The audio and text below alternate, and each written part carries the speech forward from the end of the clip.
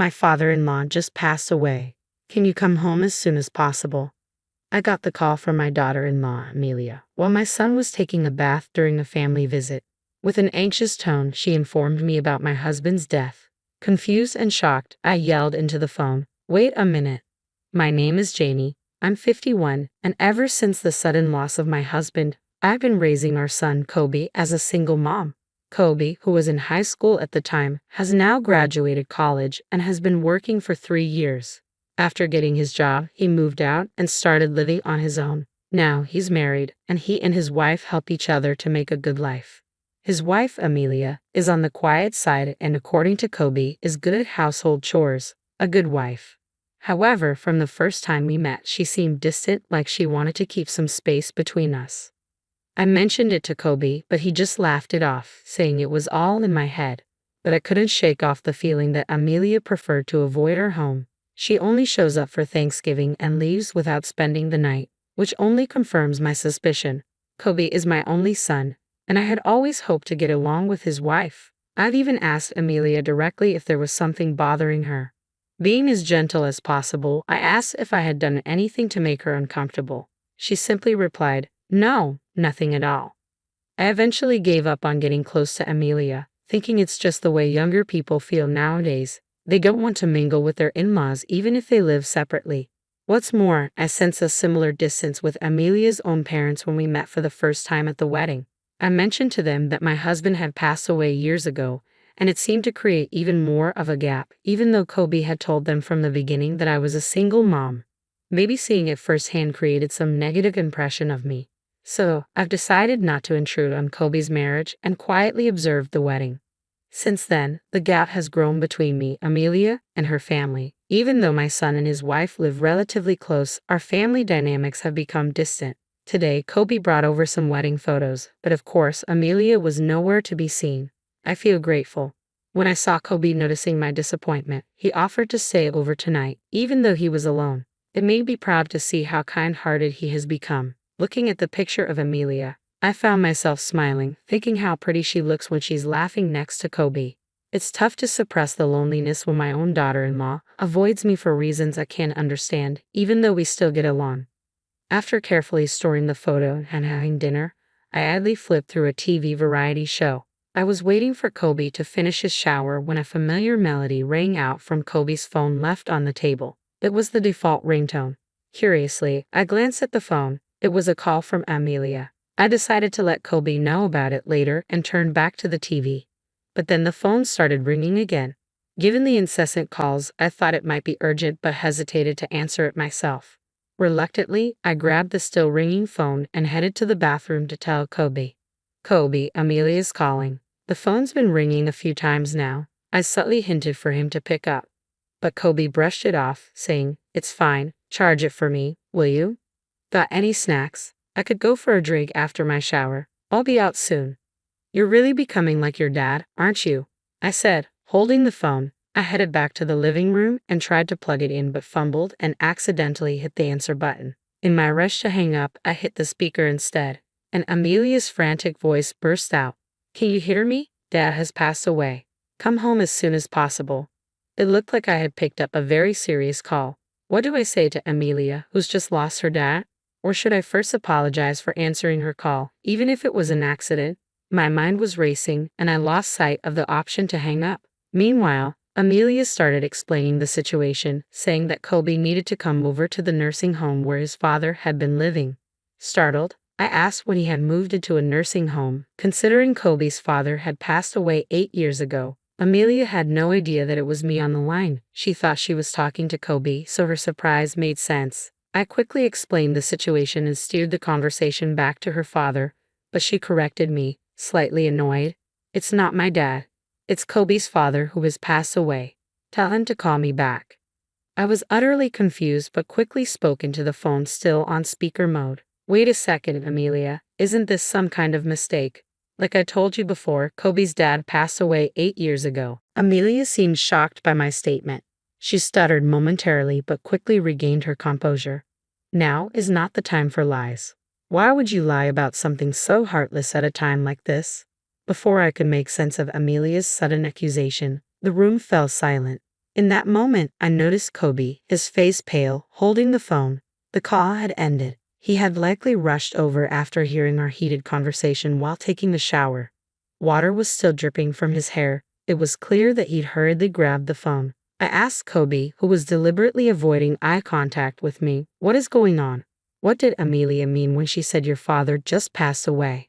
I had made it clear to her before you got married that your father had passed. Why would she think otherwise?" When I pressed Kobe, who was visibly uneasy, he dodged my questions. Whether it was a misunderstanding on Amelia's part or someone who was like a father to him, it was clear he was hiding something. We had been having a tense exchange for a while when Kobe's cell phone buzzed. The caller ID showed an unfamiliar name, but it looked like it was probably from a nursing home. While Kobe hesitated to pick up, knowing what to expect from the call, he eventually answered right in front of me. Trying to remain silent, I listened in. I could hear most of the conversation, and the caller indeed confirmed what Amelia had been saying. After ending the call, Kobe looked straight into my eyes and finally came clean, leaving me nearly faint. Apparently, he had introduced Amelia to a man unrelated to the family as his father. I told Amelia that Mom cheated and got divorced, he said. It seemed Kobe had completely fabricated the story for Amelia. According to this version, I had neglected my husband, who was suffering from early onset dementia, had an affair, and was served with divorce papers. But due to issues like alimony, I had dragged out the discussions, eventually taking advantage of the progression of my husband's condition. I forced him into a nursing home and pushed all the costs and responsibilities onto my son. After agreeing to the divorce, my ex-husband's dementia had already progressed to the point where the issue of compensation for the affair was swept under the rug. Kobe, who lied about our divorce to his parents-in-law, was careful not to show Amelia his marriage certificate when he submitted it. Listening to this story, my mouth was hanging open in disbelief. So, I told them Mom has been going around telling people Dad is dead. She's probably telling Amelia the same thing, but it's all lies, he explained. I couldn't believe he had been telling such elaborate lies. No wonder Amelia and my in-laws didn't think highly of me. When I scolded Kobe for lying, he hung his head like a scolded child and mumbled that he wanted extra money for leisure. He thought he could lessen the amount he gave to Amelia by saying he was using it to pay for his father's care home. Shockingly, Kobe even aimed to inherit fake assets from another man. Kobe, who works as a caregiver, met a man with dementia who was a landlord when he went to assist at another facility. Although the man was not yet 70, he had multiple health issues and had entered the facility to receive end-of-life care. The man likely had early onset dementia and had deteriorated to the point where he didn't even recognize his real son. Kobe took advantage of this and started to act like he was the man's only son. On top of that, using his role as a caretaker, he had the man's real family pay for his residential fees. Meanwhile, he was also pocketing a few hundred every month as caregiving fees for doing small tasks. "All of you must be so busy. Don't worry, I'll take good care of him," he would say. Sometimes he even lied about the man's health to minimize family visits. Whenever he found the time, he would sit beside the man, even going so far as to have him write a will leaving all his inheritance to Kobe. Kobe's manipulative ways gained him the trust of the facility, as he even told them that he had lost contact with his father since our divorce. The real family eventually stopped showing up, and even the facility staff started recognizing Kobe as a family member. Listening to this appalling truth coming from my son made me wonder if he really was my son. Now that the man had passed away, there wasn't much that could be done. I forced myself to tell a remorseful-looking Kobe to quickly inform the real family of the man's passing. Later, I took Kobe to apologize to the real family, and when they heard the truth, they were understandably furious.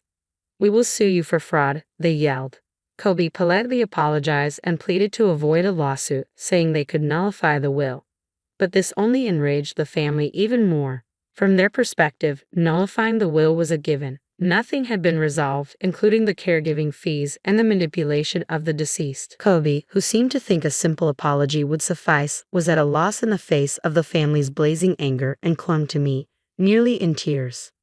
"Going to court is impossible, Mom. You know it too, right? I don't have money to pay for damages. I've told you everything. Help me. A mother always defends her child, doesn't she? I can't say I'm completely unaffected by the desperate plea from the son I've raised for over 20 years, but I have no intention of helping him. He's done something truly awful. and I believe he needs to face the full wrath of the family and offer a sincere apology from the bottom of his heart. I apologized deeply, just like Kobe had, and all I could do was show my sorrow to the family as a parent. From that point on, Kobe's life spiraled downward. Amelia, who was his wife, filed for a quick divorce and returned to her parents' home. When faced with the prospect of divorce for lying so egregiously and swindling money from others, Kobe argued back, "I don't want to break up." The money was also for Amelia. When they expressed their wish for a swift divorce and even threatened legal action and financial claims, Kobe had no choice but to back down. He knew that he could be in legal trouble for what he'd done. Although no claims had yet been made, he was being sued by the family of the deceased man. Perhaps he realized that he wouldn't be able to handle additional claims from Amelia.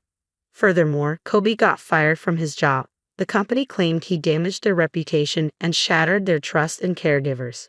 After the court's decision, Kobe was required to pay back the caregiving fees he had received as well as compensation for the emotional suffering of the deceased man's family. The will left by the deceased man was invalidated, taking into account the progress of his dementia. Kobe, who had almost no savings and was already unemployed, was now burdened with massive payments, including legal fees. Choosing city life for better job prospects, he rented a small, old apartment. He was barely making ends meet through day labor, trying hard to continue payments. He had reached out to me for help multiple times, and each time I told him I had already helped enough by co-signing his lease and urged him to reflect on his mistakes.